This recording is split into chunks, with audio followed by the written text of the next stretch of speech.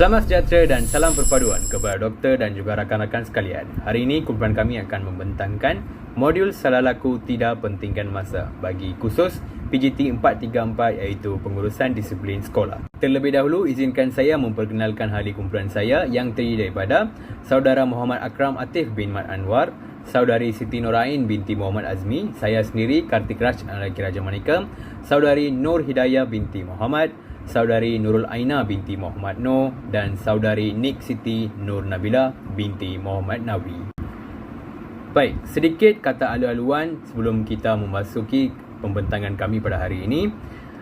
Syukur kehadrat Tuhan kerana dengan limpah kurnia dan keizinannya kami diberi kesempatan dan kekuatan untuk menyiapkan tugasan ini dengan jayanya.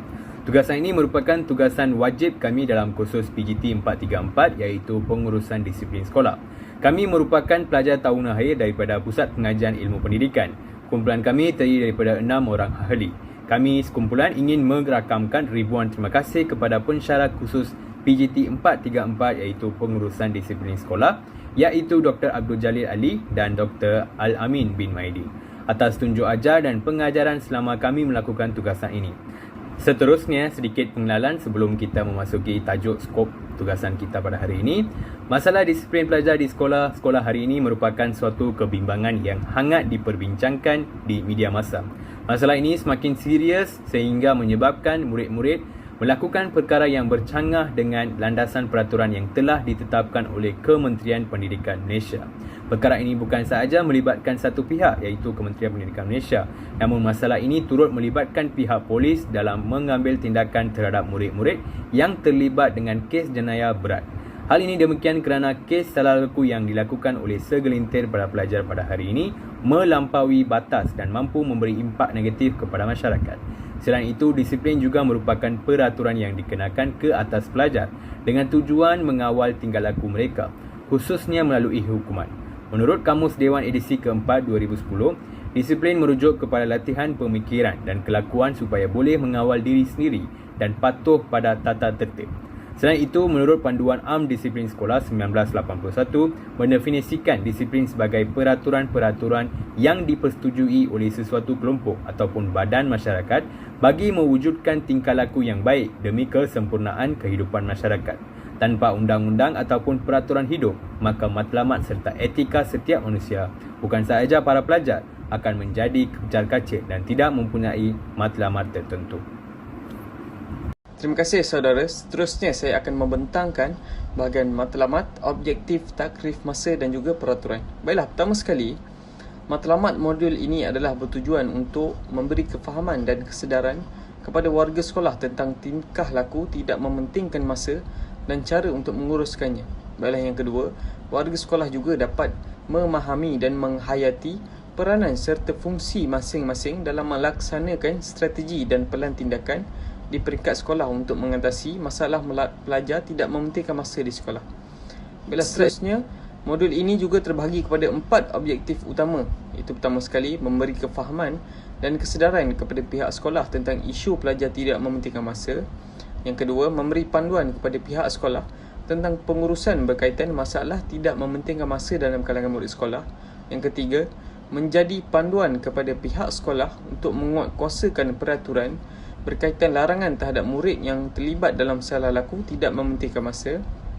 Dan yang terakhir sekali, nombor 4, menjadi panduan kepada pihak sekolah berkaitan langkah mengatasi masalah tidak mementingkan masa dalam kalangan murid sekolah. Baiklah, seterusnya kita pergi ke slide yang seterusnya, bahagian takrif masa. Baiklah, masa didefinisikan sebagai jangka waktu tertentu yang ada awal dan ada akhirnya.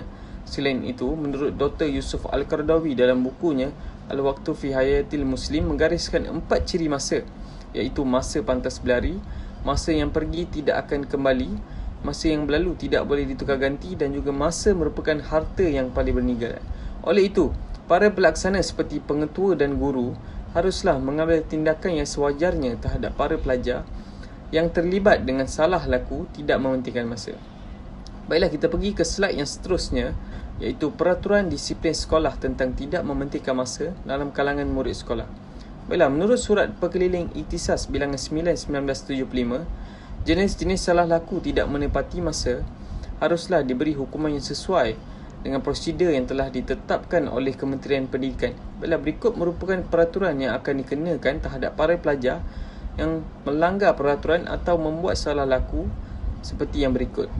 Berkeliaran atau merayau di kawasan sekolah semasa waktu pengajaran, ponteng sekolah, datang lewat ke sekolah dan juga lewat masuk ke kelas. Baiklah, sekian saja daripada saya. Sekian, terima kasih. Seterusnya, apakah SSDM? Sebelum saya terangkan dengan lebih lanjut, SSDM ni ia telah diperkenalkan oleh Kementerian Pendidikan Malaysia iaitu KPM. Tujuan penubuhan SSDM ni adalah untuk merekod maklumat salah laku disiplin murid di sekolah dengan cepat, mudah dan berkesan. Hal ini kerana SSDM ni adalah satu tempat untuk merekod kesalahan murid secara atas talian. SSDM ni juga merupakan salah satu modul di bawah modul pengurusan murid. Oleh itu, sebagai seorang guru, ia amat penting untuk mengemaskini maklumat benar dan tepat ke dalam aplikasi pangkalan data murid iaitu APDM. Maklumat yang perlu diisi adalah amalan buruk dan amalan baik murid tersebut. Contoh amalan buruk seperti ponteng kelas, buli, vandalism. Manakala contoh amalan baik seperti memungut sampah di dalam kelas, membantu rakan-rakan, mengangkat barang guru dan sebagainya.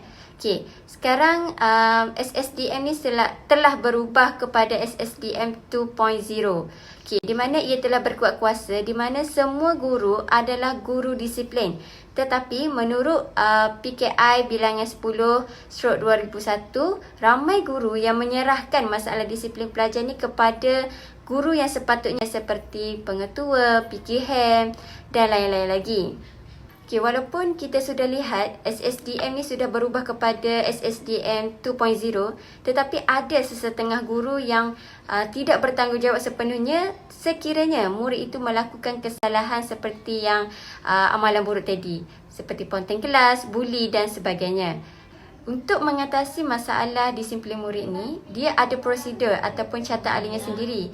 Antara salah satu disiplin murid seperti salah laku tidak penting ke masa. Seperti yang kita ketahui, masa yang diberikan kepada murid ini sebenarnya sudah mencukupi di sekolah. Tetapi mereka menganggap masa yang diberikan kepada mereka tu tidak mencukupi. Dan masa yang ada tu telah disia-siakan oleh mereka. Jadi sebab itulah munculnya pelaksanaan disiplin sekolah ni untuk mengatasi masalah disiplin tersebut. Pelaksanaan disiplin sekolah ni dia telah dikendalikan melalui prosedur-prosedur yang telah ditetapkan dan ia berpandukan kepada carta alih. Dekat sini ada dua jenis carta alih. Ini merupakan carta alih mengenai pasti salah laku tidak penting ke masa. Dan ini pula merupakan carta alih bagaimana kita nak mengendalikan salah laku tidak pentingkan masa tersebut. Seterusnya saya menyambung pembentangan dengan kumpulan pelaksana. Di sekolah, kumpulan pelaksanaan disiplin adalah tanggungjawab dan tugas hakiki semua guru. Bukannya diserahkan sebulat-bulatnya kepada pengetua ataupun guru besar sahaja. Di sini saya telah menyenaraikan individu yang mempunyai tanggungjawab terhadap pelaksanaan disiplin di sekolah. Pertama adalah guru besar ataupun pengetua, kedua PKM, ketiga guru disiplin, keempat guru penyelaras kelas, kelima kaunselor, keenam guru kanan ataupun guru EJK bagi disiplin dan seterusnya guru penyelaras badan pengawas. Dan setiap individu ini mempunyai tugas dan tanggungjawab masing-masing.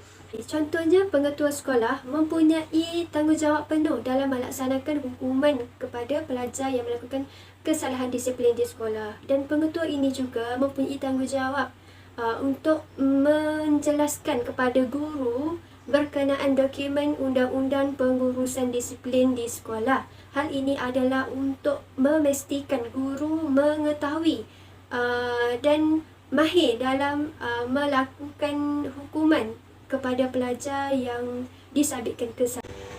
Setiap pengurusan disiplin di sekolah ini mestilah mengikuti undang-undang dan tanggungjawab guru ini telah diperjelaskan dalam undang-undang, terutamanya Undang-Undang Peraturan Pelajaran Disiplin Sekolah 1959 yang telah diwartakan sebagai LN 61/59 yang bertarikh 20 hari bulan 1 1959. Dalam undang-undang ini telah memperjelaskan tanggungjawab guru iaitu itu dalam peraturan 4 dan peraturan 6.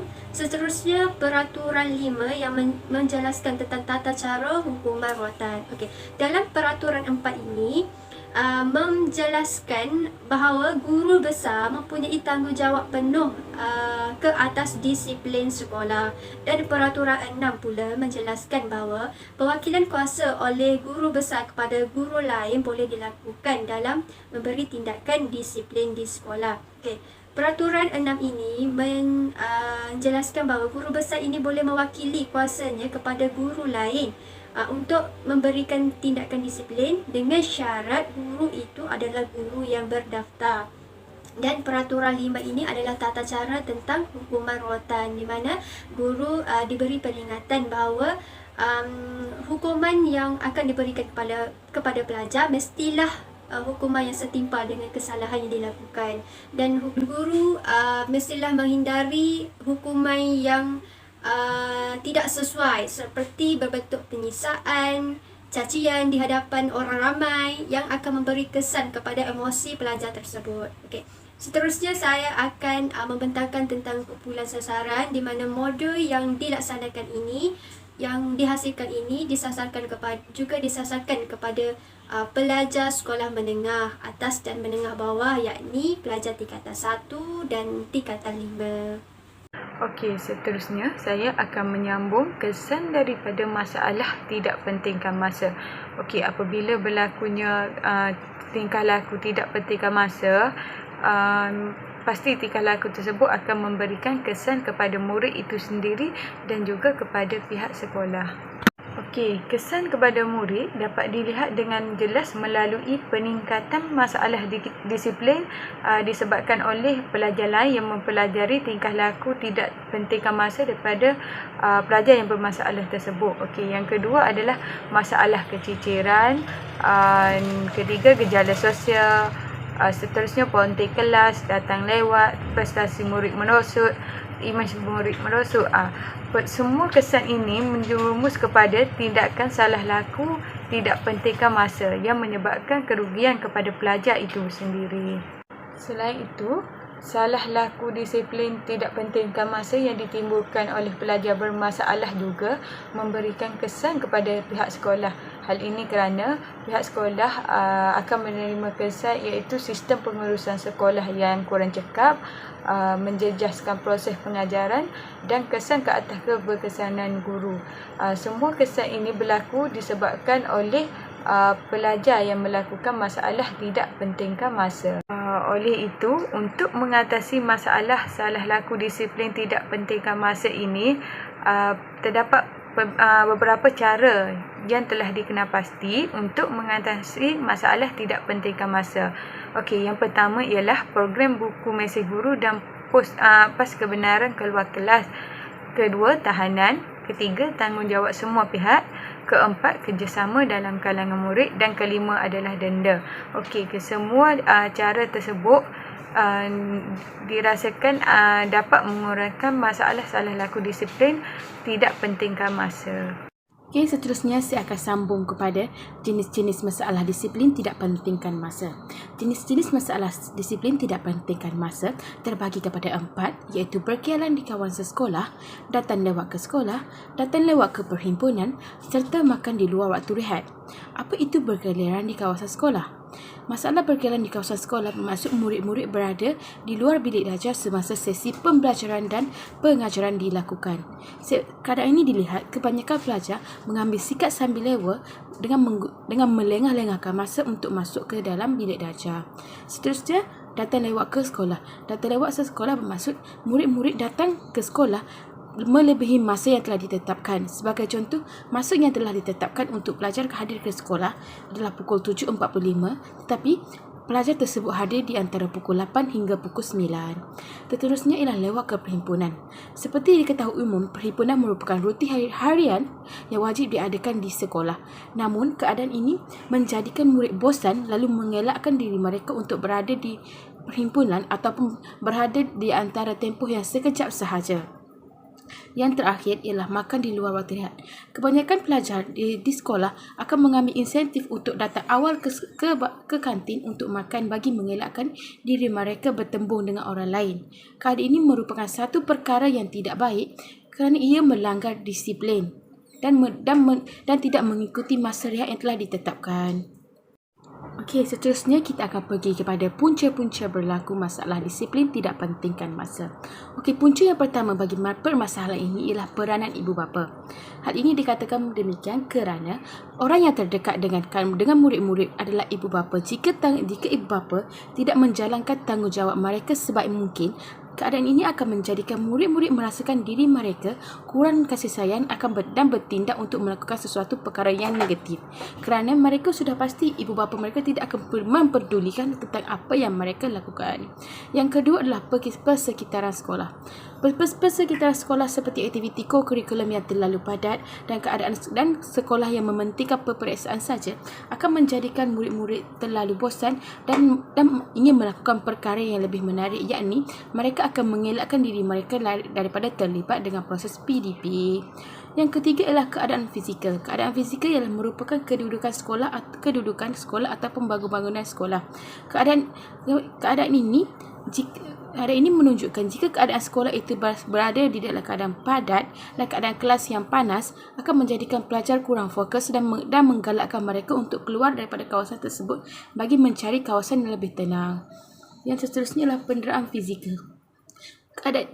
Penderaan fizikal, terdapat beberapa kes yang menunjukkan pelajar mengalami masalah penderaan fizikal yang mana penderaan tersebut telah mengganggu emosi dan fizikal mereka. Keadaan ini akan menyumbang kepada masalah disiplin kerana mereka ingin melepaskan rasa dan tekanan yang mereka hadapi di kawasan sekolah. Faktor yang seterusnya ialah faktor masyarakat. Faktor masyarakat adalah merupakan satu perkara yang turun-temurun. Jika murid-murid sudah melihat senior mereka melakukan perkara tersebut dan mereka akan terbiasa untuk melakukan perkara-perkara tersebut. Yang terakhir ialah faktor pengaruh rakan sebaya. Faktor ini merupakan faktor yang kedua terbesar selepas daripada peranan ibu bapa. Kebanyakan pelajar yang terikut dengan pengaruh rakan sebaya ini merupakan pelajar yang tidak mampu menolak ataupun tidak mampu melarang keinginan mereka. Kebanyakan mereka ini hanya menjadi tukang turut sahaja. Sebagai kesimpulannya, tugasan ini membincangkan tentang isu-isu masalah disiplin pelajar terkini dan punca-punca utamanya. Selain itu, tugasan ini juga menyentuh pendekatan dalam menangani masalah disiplin pelajar. Punca utama disiplin pelajar yang dibincangkan ialah ibu bapa telah mengabaikan tanggungjawab mereka untuk mendidik dan mengawal anak-anak mereka. Ibu bapa patut memberikan kasih sayang yang secukupnya serta sentiasa berkomunikasi dengan anak-anak mereka. Masalah disiplin di kalangan pelajar dapat diatasi sekiranya ibu bapa dan pihak sekolah mengetahui peranan dan tanggungjawab mereka dan seterusnya berganding bahu untuk menanganinya. Ibu bapa janganlah terlalu bergantung kepada sekolah sepenuhnya dalam melunaskan tanggungjawab mendidik anak-anak. Selain itu, guru-guru pula janganlah memandang sebelah mata akan kesalahan yang dilakukan oleh pelajar dengan memegang alasan mereka bukan guru disiplin atau guru kaunseling. Kesimpulannya, tanggungjawab mendidik adalah tugas mulia dan besar ganjarannya di sisi Tuhan. Justru ibu bapa dan pihak sekolah seharusnya memikul tanggungjawab mendidik generasi pewaris mereka. Terdapat beberapa kesalahan yang sering dilakukan oleh pelajar di sekolah, oleh itu pihak sekolah mestilah berusaha untuk mengatasi masalah disiplin yang sering berlaku di kalangan pelajar. Pada pendapat saya sendiri, pelajar mesti diberi kesedaran tentang matlamat mereka datang ke sekolah dan nilai-nilai murni yang patut dipupuk dalam diri pelajar. Dengan kerjasama daripada pelbagai pihak, saya pasti masalah disiplin pelajar dapat diatasi dengan baik. Dengan itu, sekian terima kasih daripada kumpulan kami.